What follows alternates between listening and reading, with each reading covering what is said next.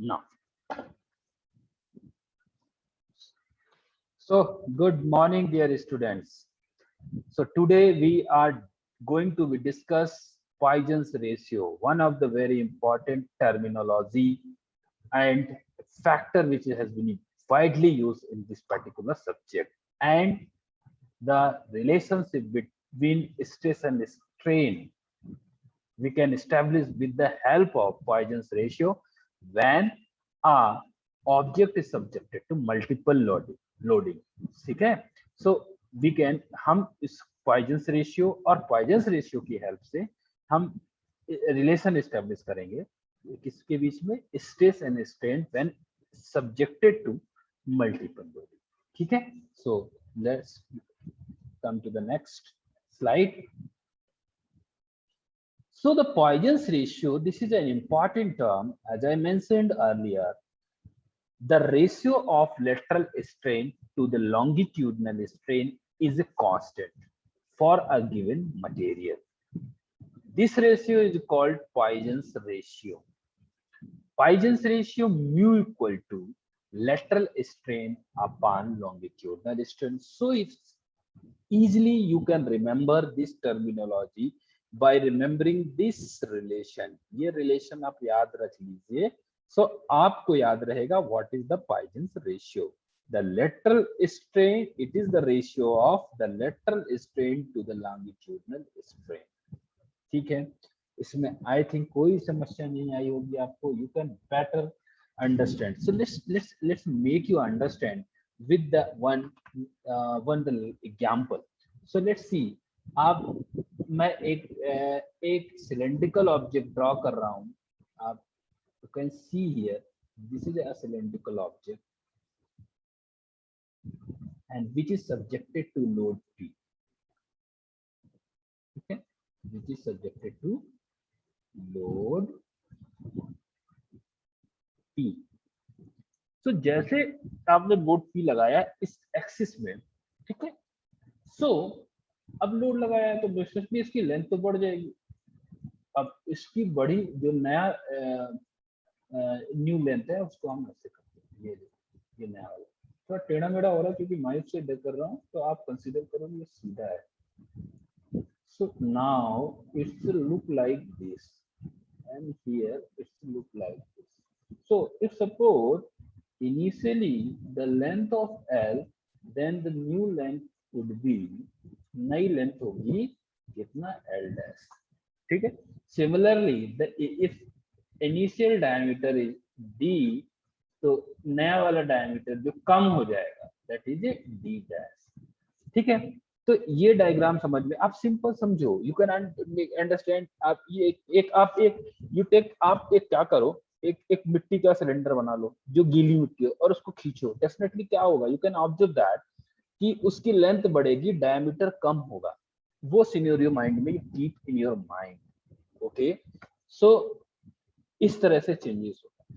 तो जो चेंजेस इस डायरेक्शन ऑफ लोड में, line of action of applied load की डायरेक्शन में होगा, that is called the longitudinal strain. ठीक है? जो चेंजेस होगा अप्लाइड लोड की डायरेक्शन में, that is called the longitudinal strain. Hope you have understood. So आप समझ सकते हैं, मैं लिखता हूं इधर देखो. longitudinal क्या होगा आपको कुछ समझ में आएगा. longitudinal शॉर्ट में लिख रहा हूं, longitudinal strain equal to the change in length. change in length क्या होती है, L dash upon L is called change upon original length. तो ये यहां से मिल गया, या आप इसको लिख सकते हो del L upon L. Okay, so, and what would be the lateral strain? Lateral strain would be thought the change in diameter D dash minus D upon D, और इसको लिख सकते हैं आप del D upon D. So these two concept आपको समझ में आया होगा. Okay, definitely आया होगा. So now let's see the so I just read out this concept what is written here. I already explained you and you will be better understand. So longitudinal strain, when a body is subjected to an axial tensile load, there is increase in length of the body. ठीक है? But at the same time, in other dimensions of the body goes changes at the right angle to the line of action of applied load. You understand this? आपने इधर load लगाया x इधर axis में length की direction में, तो this यहाँ change हुआ डायमेंशन डायमीटर की डायरेक्शन में, एंड डायमीटर वाला direction applied of load applied के डायरेक्शन के एग्जैक्टली इट इज परपेंडिकुलर. ठीक है, इसका मतलब ये thus the body having the axial deformation and also deformation at the right angles to the line of action of the applied load, that is called the lateral deformation. ठीक है, सो ये हो गया इस longitudinal sorry lateral strain and longitudinal strain. बिल्कुल simple सा concept है. Let's erase all this और डिटेल में I am going to be discuss in the next slide.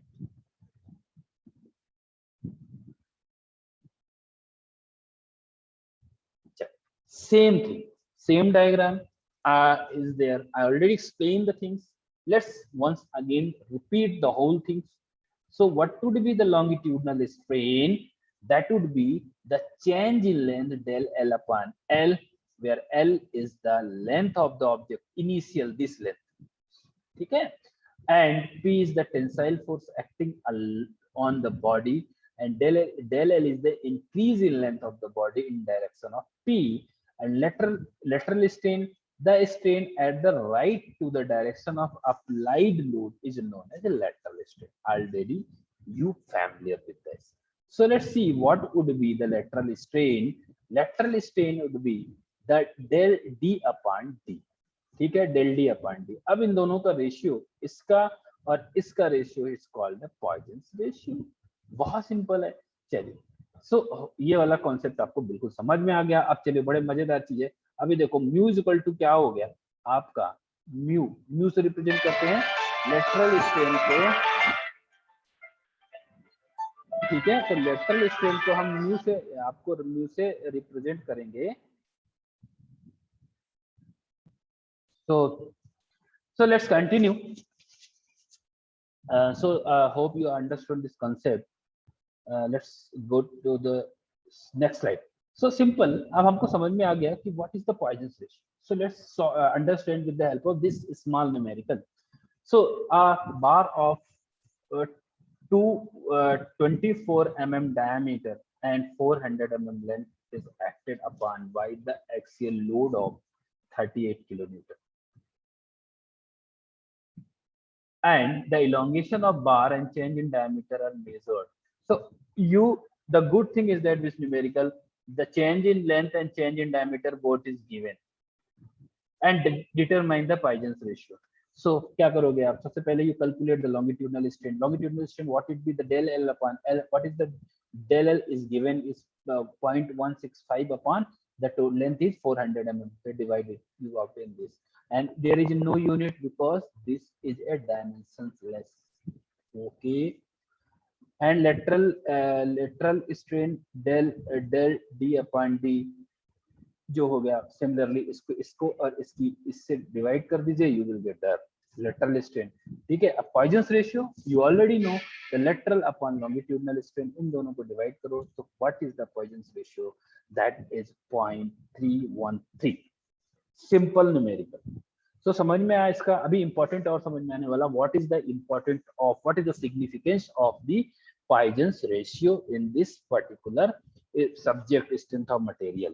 ठीक है, सो ये चीज आपको समझ में आ गई.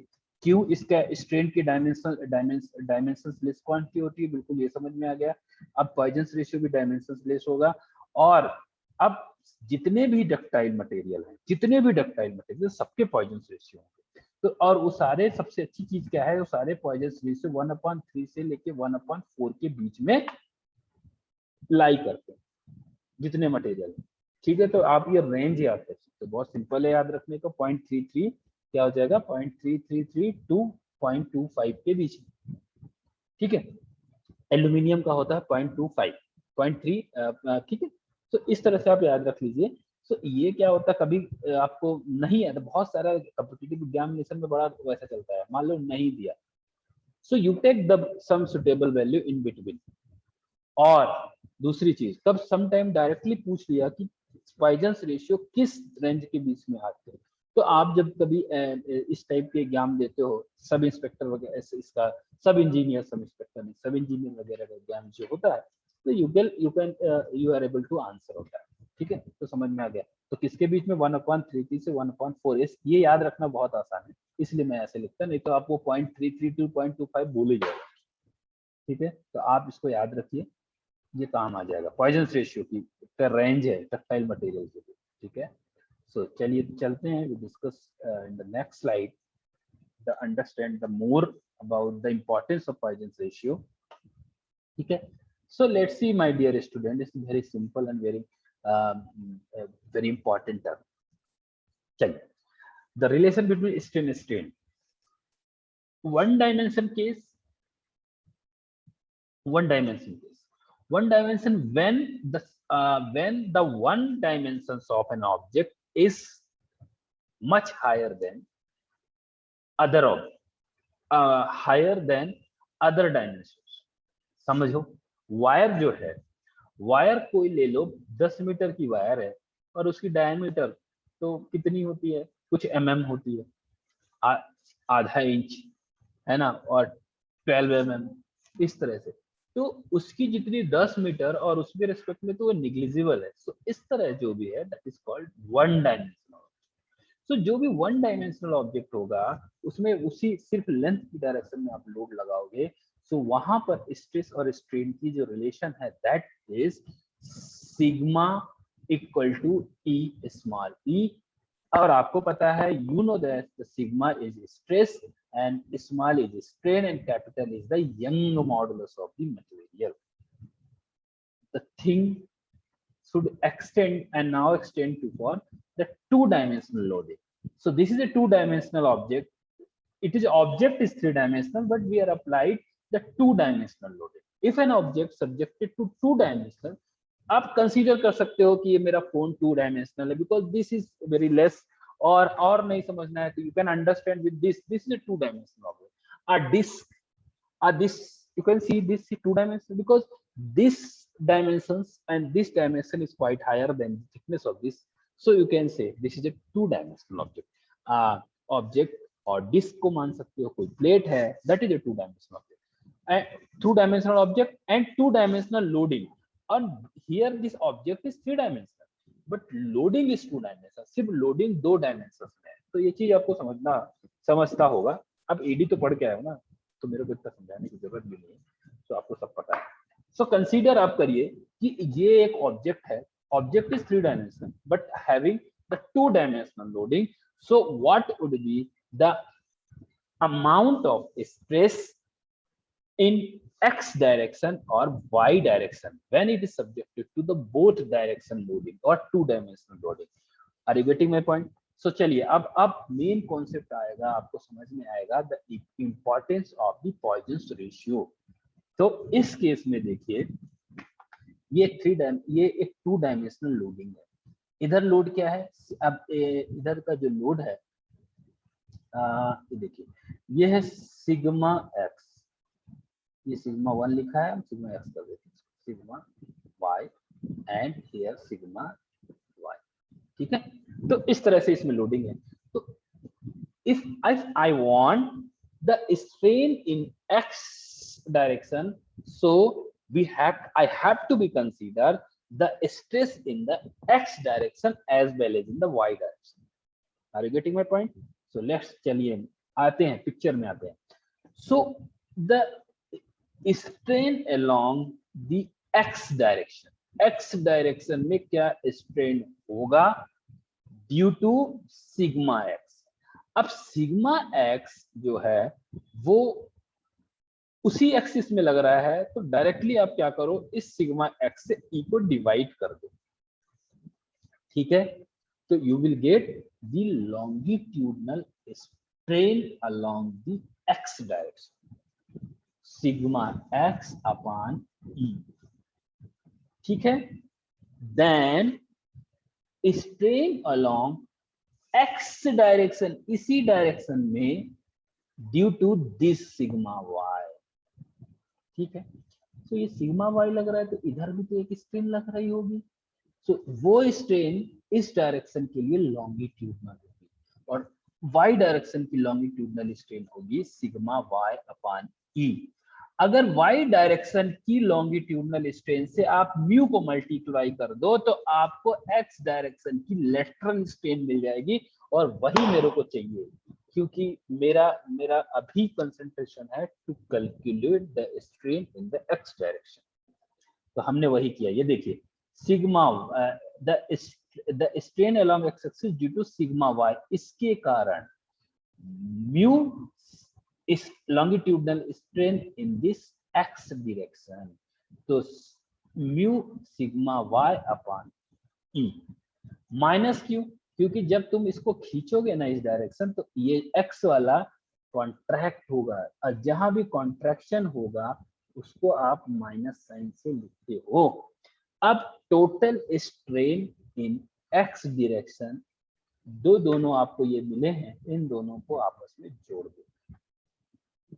ठीक है, हमने इन दोनों को ऐड किया तो relation will be sigma x upon E minus mu sigma Y upon E. ये नया रिलेशन मिल गया, the total strain along the x axis. ठीक है, ये सारी कहानी पिक्चर आपको क्लियर होनी चाहिए। ठीक है, एक इसको खींचा तो इस लोड के कारण स्ट्रेन इधर एक्स की तरफ, दूसरा जब मैं इधर खींचा तो इसका भी एक इफेक्ट इधर आएगा, उसके कारण उन दोनों को कैलकुलेट करके जोड़ दिया, तो मिल गया मेरे को total elongation in the applied load की डायरेक्शन में, या एक्स की तरफ। Similarly the total strain in the Y direction में निकालना है, सेम कॉन्सेप्ट। सो इस डायरेक्शन की लॉन्गिट्यूडनल स्ट्रेन आपको पता है क्या है, सिग्मा वाई अपॉन ई, एक्स वाई की तरफ। अब सिग्मा एक्स तो इफेक्ट डालेगा ना टुवर्ड द वाई डायरेक्शन, तो सिग्मा एक्स जो इफेक्ट डालेगा वो वाई के लिए उसकी लॉन्गी क्या हो जाएगी, लेटरल स्ट्रेन। तो वो लेटरल स्ट्रेन आप लेटरल स्ट्रेन कैलकुलेट कर लीजिए तो आपको मिल जाएगा। तो ये देखिए यहाँ क्या किया हमने, वही किया, sigma Y upon E minus mu sigma x upon E. तो ये सारी चीजें हैं। तो यहाँ पर जो साइन माइनस है इसका मतलब कंप्रेशन, और जो टेंशन में है उनको पॉजिटिव साइन किया। ठीक है, सो ये सारी चीजें तो बिल्कुल आई थिंक कोई दिक्कत नहीं है आपको समझने में। चलो सिमिलरली इसको और एक्सटेंड करते हैं up to the 3 dimensional object.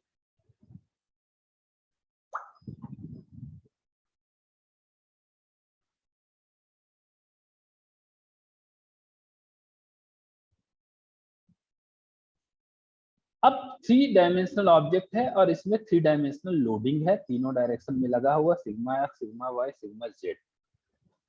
अब इन तीनों तरह की लोडिंग का कंबाइन इफेक्ट किसी एक एक्सिस में कैलकुलेट करना है कि उस एक्सिस में, उस पर्टिकुलर एक्सिस में what would be the total strain. ठीक है, वो टोटल स्ट्रेन क्या होगा,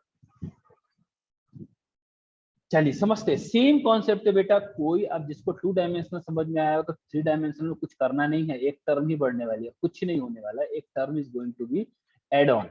तो समझिए, the strain along X direction due to sigma X, simple sigma x upon E, strain along X direction due to sigma Y क्या हो जाएगा, minus mu sigma Y upon E. Similarly the strain along the x axis due to sigma Z minus mu sigma Z upon E. इन तीनों को add कर दीजिए, ये देखो with the sine, so you will get the total strain along the x axis. क्या हो जाएगा, sigma x upon E minus mu sigma y E minus mu sigma Z upon E. The total strain in z direction और total strain in the Y direction, similar concept apply करोगे आप और you will get answer. So जब y की बात आएगी तो आप क्या करोगे, जब यहाँ देखोगे सिग्मा वाई, तो ये वाई वाला जो पहले आ जाएगा और दोनों जो है माइनस म्यू के साथ आ जाएंगे, और सिमिलरली जब जेड की बात करेंगे तो पहले आ जाएगा, दोनों डायरेक्शन के माइनस म्यू के साथ आ जाएंगे। ये इस तरह से आप याद रख सकते हो। और कॉन्सेप्ट पीछे की सारी situation I explain with compare with the poisons, how it's come with the application of the Poisson's ratio. This is the application of Poisson's ratio, which is help us to we get this relation. So ये relation हमको उस particular concept की वजह से मिला है। आपको समझ में होप आया है। और हम इसको और डिटेल में डिस्कस करते हैं, ठीक है। ये सारी चीजें अब कभी भी कोई, हाँ एक और चीज मैं बता रहा हूँ, अगर क्वेश्चन में पूछा what will be the volumetric strain, तो आपको अब कुछ नहीं करना, इसको सिग्मा ये e x e y e z तीनों को पकड़ के जोड़ दो, इस एक्सिस में चेंज, इस एक्सिस में चेंज और इस एक्सिस में चेंज को जोड़ दो, you will get the volumetric strain, ठीक है। इस तरह से भी आपको कंपटीशन वाले किसी उसमें आ सकता है, what would be the volumetric strain, ठीक है। तो वॉल्यूमेट्रिक स्ट्रेन आपको इस तरह से आप इसको निकाल सकते हैं तीनों को ऐड करके। तो ये सारी चीजें आपको खूब आप समझ में आ गई होंगी, नहीं और हम इसमें बात करने ही जा रहे हैं, बात करेंगे ही, ठीक है। So thank you so much for attending this lecture and